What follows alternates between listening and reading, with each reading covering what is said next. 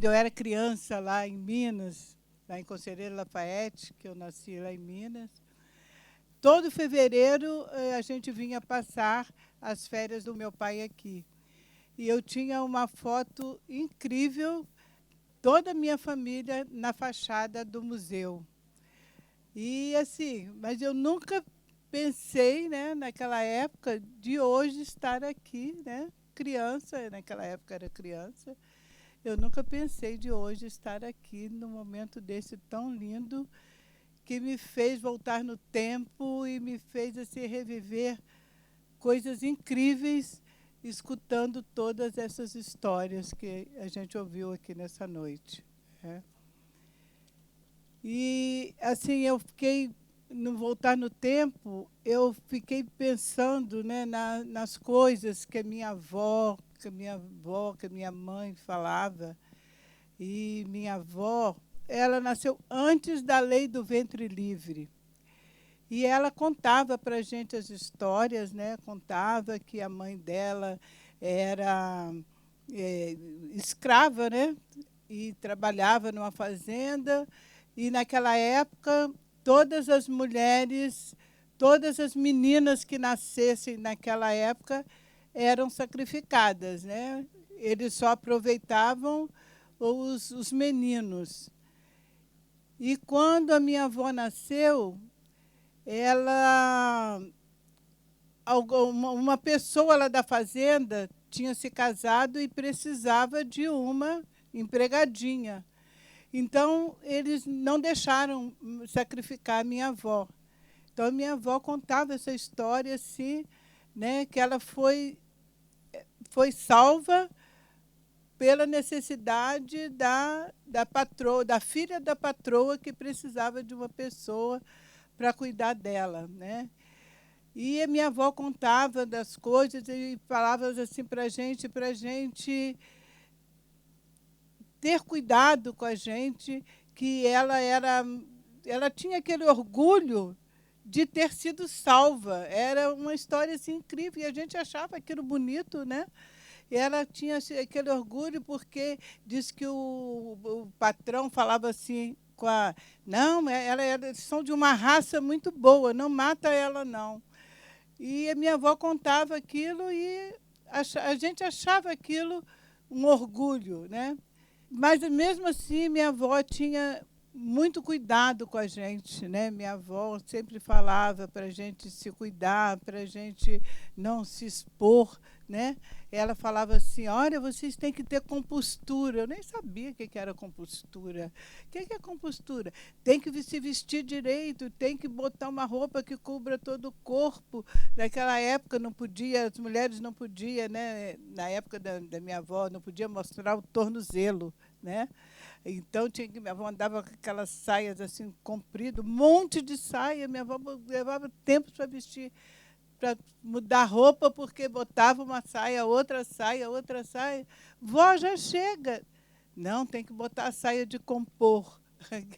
E a gente achava aquilo muito assim, engraçado, né? E depois meu pai morreu, eu tinha 15 anos.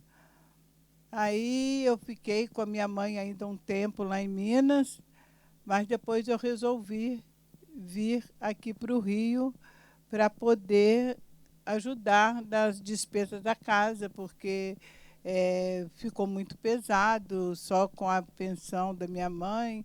Eu tinha mais 2 irmãos menores, então eu vim aqui para o Rio. E, chegando aqui no Rio, eu fui morar na Baixada. Mas depois eu encontrei uma tia minha que morava na Maré, né? E quando eu cheguei na Maré, eu encontrei um pouco daquela coisa que tinha lá em Minas. Vocês não devem conhecer a Maré, mas a Maré, quando eu cheguei, era assim, era tipo uma cidadezinha pequena, né? Onde todo mundo conhecia todo mundo ajudava, né, uns aos outros. E quando eu cheguei aqui na Maré, justamente na época que estava precisando de fazer tudo, né? Porque o Lacerda tinha feito várias remoções de favelas aqui do Rio e tinha colocado lá na Nova Holanda, que é a favela onde eu moro até hoje. Então, não tinha água, não tinha luz, não tinha rede de esgoto, não tinha nada. E nós fazíamos aqueles mutirões todos os domingos. A gente fazia aqueles mutirões, as mulheres fazendo lanche, os homens cavando a rua para poder fazer a rede de esgoto. E a gente ia para frente da prefeitura para reivindicar as coisas. Então, eu sempre gostei de fazer esses trabalhos comunitários. E foi passando o tempo, né? E a gente, depois da Associação de Moradores, a gente começou a fazer uma ONG, né? Criamos uma ONG, que é hoje a Redes da Maré. E com essa ONG, a gente continua os trabalhos até hoje. E eu vejo assim como é gratificante você poder ajudar o próximo, né? A gente vê correr atrás das coisas, não para si, mas para ajudar as pessoas, né? A gente começou com um projeto de educação, a gente tem um projeto de cultura, a gente tem vários projetos, sempre em prol da necessidade do momento, né? Quando começamos a Redes, é porque uma das diretoras, que é diretora até hoje, tinha visto que lá não tinha nenhuma 0,2% dos jovens da Maré não conheciam a maior universidade do Brasil, que é a UFRJ, que é nossa vizinha. Então, se fez o projeto de pré-vestibular. Depois, a gente foi fazer um projeto de cultura, porque não tem o único equipamento de cultura que a gente tinha, que nós não tínhamos. Aí, nós fundamos o Centro de Artes da Maré. Depois, a gente pegou a concessão para cuidar da lona cultural, que é o único equipamento público que tem lá na Maré. Veio a pandemia. Nós vimos que na Maré já tinha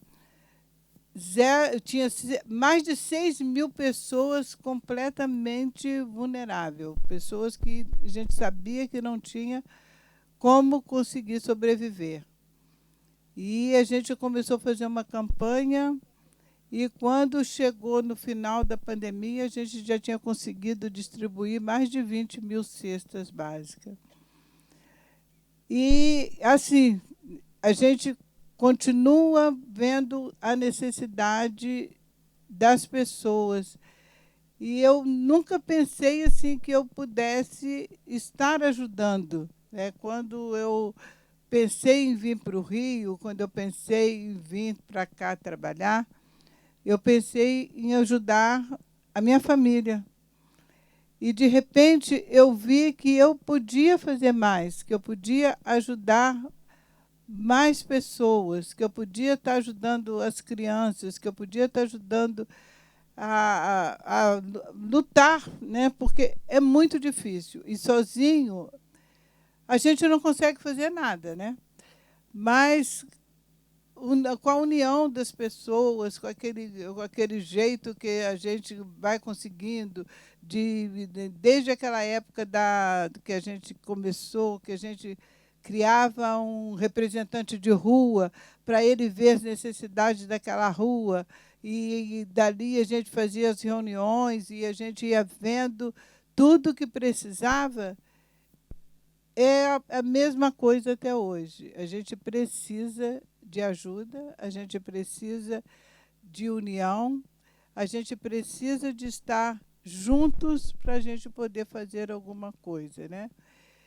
E não sei, hoje é assim, algo assim incrível eu estar aqui, né, falando com tantas pessoas, falando com tanta gente. E é tipo assim, é um sonho realizado, é um sonho que eu sempre falo que o sonho tem que ser sonhado juntos, né? E eu vejo assim, essa união de várias etnias. Eu nunca tinha participado de um encontro de indígenas. E eu achei assim, muito interessante, muito ouvir essas histórias, ouvir a luta, né, desse povo, né, que a gente, né, depende deles, porque eles é que nos ajuda, que mantém essa memória de plantas, né, de chás, de tudo. Eu achei assim incrível tudo isso que foi falado aqui nessa noite. E agradecer também, né, por esses ensinamentos, porque minha mãe sempre falava, né, que ninguém é velho que não possa aprender alguma coisa. E hoje eu tenho certeza disso, né, porque eu nunca pensei que eu fosse aprender tanta coisa, ouvir tanta coisa bonita, tantas coisas que se eu não tivesse aqui, eu nunca ia ficar sabendo. E assim, é muito gratificante saber que a gente ainda pode aprender apesar da idade.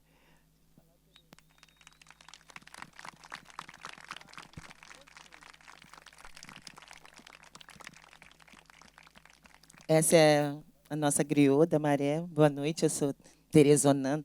Nasci Cristina e hoje eu sou Onan, né? Onan é o nome de um Exu e, é isso que assim que eu pretendo viver, é a ponte. E as griots da Maré, que a Helena é a nossa rainha griot, ela vem de uma necessidade de estabelecer a Lei 11.745 nas escolas, que tá complicado. E aí a gente começou a fazer o chá com as avós. E, com o andar da carruagem, a gente fez o documentário As Griots da Maré. Quando a gente começou, eu fui ser coordenadora de um projeto que publicava livros, né? Fazia livros. E aí, quando eu cheguei para coordenar, eu queria trabalhar com oralidade. Os elementos da oralidade, né, que são o oriqui, o ori, o orim, o aduá e o itã. O orim é o canto, né, que eu gosto muito de um assim, todo mundo conhece. Onissaure, auajé, Onissaure, oberiomã, sarue, auajé, babassaure, oberiomã, que é o orim de Oxalá. E aí nós temos também o Itã, que fala da biografia, do mito e da história. A gente tem o Oriqui.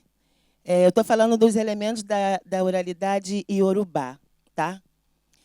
Esses elementos são da cosmovisão iorubá, que é o que a gente tem tentado tratar nas escolas públicas da Maré, né? As griots, elas vão levar a memória para as escolas, porque a gente, assim como como no Mali, né? A gente traz isso da África, né? Para cá, e aí a gente vem para cá e para o Brasil, e a gente cria uma outra cultura, né, muito afropindorâmica, na verdade. E o Chá com as Avós virou o documentário As Griots da Maré, onde a gente fala dessa diáspora, né, porque é da Nova Holanda.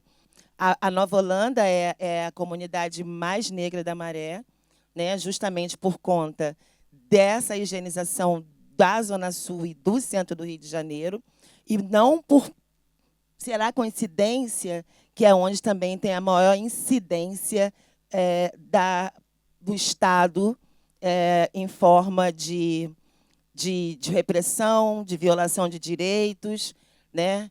E a gente pretende, quando a gente vem para cá com memórias ancestrais, né? E a Helena contando essa história da oralidade da avó, né? Que passou para ela e que faz essa mulher incrível, que é, nossa, que é meu sul. Essa mulher é meu sul, né? E é muito legal também com o tempo, né? A nossa população, a gente vê que não é o nosso norte, né? O norte não deu certo, não deu, né? Então, como suliar isso? Vamos virar de cabeça para baixo o mapa. E é importante a escrita. É claro que é importante a escrita. Mas a oralidade, ela nos desde a gente dentro de casa, né, que a gente vai ouvindo e aquilo vai formando e a gente não vai esquecendo. E as plantas, né, e o rio, como diz o Nego Bispo, todas as vidas importam, né? Sem planta não há orixá, por exemplo, né? Então, eu estou muito feliz de estar aqui também. Eu não imaginei que eu fosse estar aqui hoje. Estou muito contente, porque esse documentário já tem um tempo, né? Convido todos a assistirem, As Griots da Maré. Já tem um tempo. E acho muito significativo, muito histórico, a gente estar aqui no momento de ressignificação da memória do Museu Nacional, né? Onde agora a gente já tem a cultura indígena, mas que nós não tínhamos tanto, a gente não tem tanta a cultura quilombola, a cultura negra. E a gente acredita que, a partir daqui para frente, muita coisa na cultura do Brasil vai entender a referência, que é a população originária do continente e a população negra que vem para cá, né, e que a gente ficou tanto tempo engolindo outras culturas, que não estou dizendo que é ruim, mas só que a gente também não teve a nossa. E a gente está se descobrindo agora, né? Por exemplo, eu era preta, eu não era negra, eu não entendia essa coisa linda que é ser negro, sabe? Esse monte de história, esse monte de memória, essas referências, esses heróis. Nossos heróis não morreram de overdose. Nossos heróis foram assassinados, entendeu? Então, a gente está muito contente de estar aqui. A do pé, ó. Muito obrigada.